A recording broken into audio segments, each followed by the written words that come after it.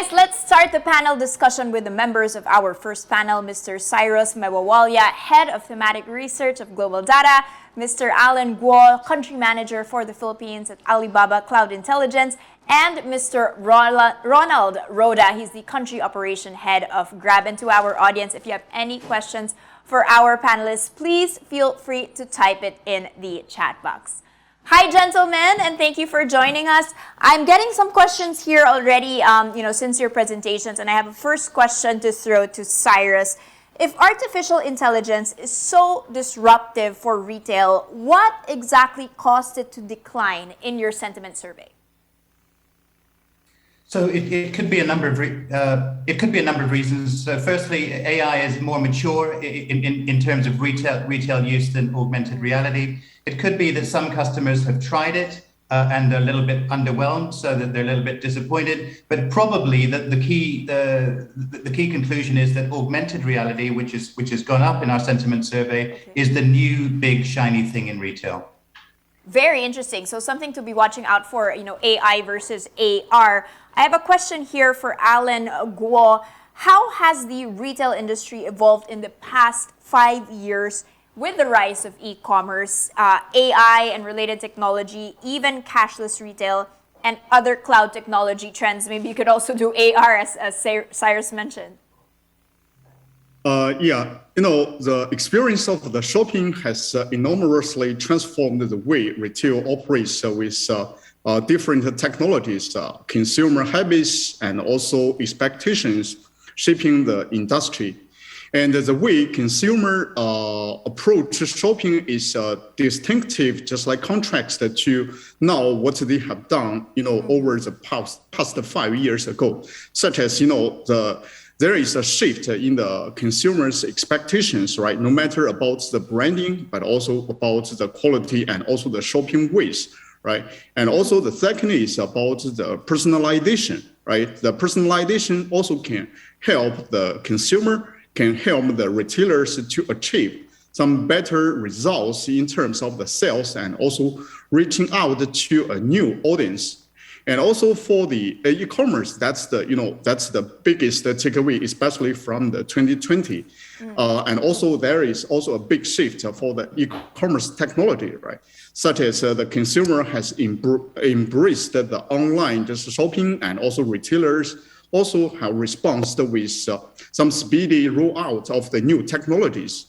And also, no doubt about the omni-channel, and also about the integration of the artificial intelligence, right? Such as the chatbot service in their online, such as in their online consumer and also consumption process.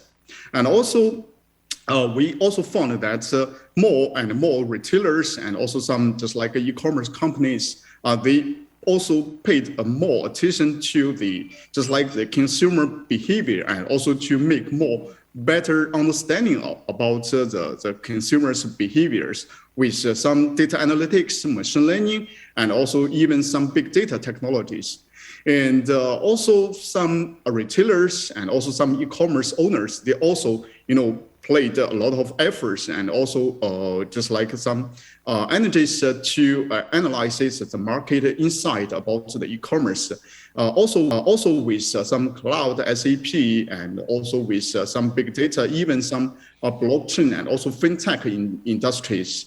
So we all can see that now the e-commerce or the retail business is not only just like as what we thought before, it's only a retail shop or something like that. Actually, it's already a very comprehensive, just like the consumer ecosystem, including the e-commerce, offline shopping malls, the fintech supply chain, and also even some just like some hardware such as cloud POS, like that. So I guess that's already a big shift about the retail industry, and also the e-commerce, just like the development in the past 5 years, especially under the current COVID-19 situation. Yeah. Very interesting points there. You mentioned, it's not about just the change in the platform, right? It's not just them selling Yeah. something online and making it easier for people, but it's really there's data analytics now involved in consumer behavior. They're becoming technology companies when you become an e-commerce retailer, and there's a lot of more personalization that's actually going on than before. Great answer here. I'll throw this next question to Ronald Rhoda. Our sales are still for a majority of the sales, it's still offline and retail stores. Of course, there's a lot of e-commerce, but there's also still a lot of offline and retail stores. What would be the best way to become digital first, with majority of sales to become digital in a year or two? These are probably for small businesses that do want to become digital. Yeah. Okay. Thanks for the question. It's an interesting question, and I don't think there's a one way to answer that question. I think the way to look at it is, what is the difference between a digital first business and a brick and mortar business, and maybe figuring out the differences allows people to take the path forward. So I think the first major difference is, and what I've realized after having done this a few times, is the P&L, meaning the balance sheet and the funding and everything of a digital company is so fundamentally different from a brick and mortar one, right? And if you're locked into the P&L of a brick and mortar kind of company, it's very, very difficult to move into digital first, given that things are so vastly different. So that's number one, P&L. The second is organization. So it's like totally different org of a digital first company versus a brick and mortar company, right? And people basically just struggle to, change the people component of it as well, right? And then the third difference is a lot of these digital first companies started out digital first, right? And to transform your brick and mortar really just does take a long time. My previous experience, for example, in telco, is like we would take 2 years, 3 years to insert a billing system, change the whole network, and then call ourselves digital at the end of 3, 4 years. Okay, so that's kind of the old paradigm. What I think it is now is really just, you just need to start small, right? Because honestly, some of this tech stuff takes forever. And so you need to start small and start to get something going while planning kind of the technology on a more kind of long-term basis, right? Versus, the old way I've seen companies I've worked for and my clients in the past were like, we do 3 years and we get nothing, mainly because we try to do something so big and so long. I think those are the key differences, and I hope that kind of, gives somewhat an answer to the very difficult question of how to become digital first. I think that's a great answer. And we also had that in the previous panel before. It's no longer like a big innovation thing, a competitive advantage to go digital. It's really something you must be doing. So you don't have to think of it too much. You just have to go for it and just start doing it, right? Cyrus, maybe you can jump off of that because, Alan had mentioned earlier about retailers becoming tech companies, right? Whenever they start going and doing e-commerce.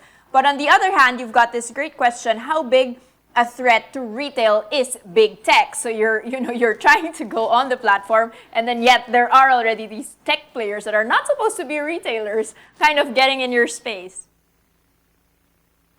Yeah, I think big tech in the form of e-commerce has been a threat for 20 years, and everybody sees it coming. The problem is, for the next 20 years, big tech is going to be an even bigger threat because they have billions of users.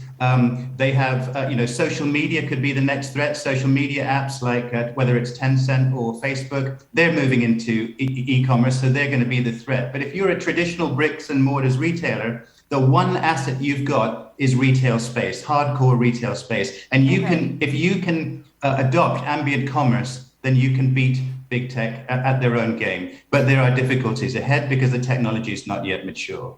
Okay, so waiting on that to actually happen, and if that does happen, then you can be competitive against these bigger players. And we only have time for one last question. I'm taking this and I'm throwing it to Alan. What are the key advantages of cloud technology? in retail, given the launch of Alibaba's cloud local data center here in the Philippines? Yeah.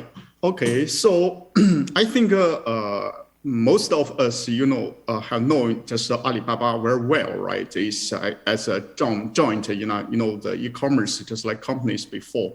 But why? Just there is also a big, just like an evolution from the Alibaba group. Actually, as we see it now, actually Alibaba group has become a full digital, economy already especially in the just like Asia Pacific market, and including our online, just like e-commerce platforms such as Taobao, Tmall, Lazada, and also AliExpress, and also including our offline, just like some businesses such as Intai, and also our neighborhood business, and also our fresh food business in China, especially in Greater China.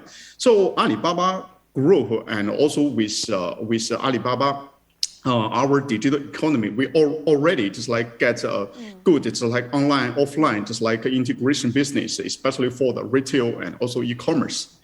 From the Alibaba cloud perspective,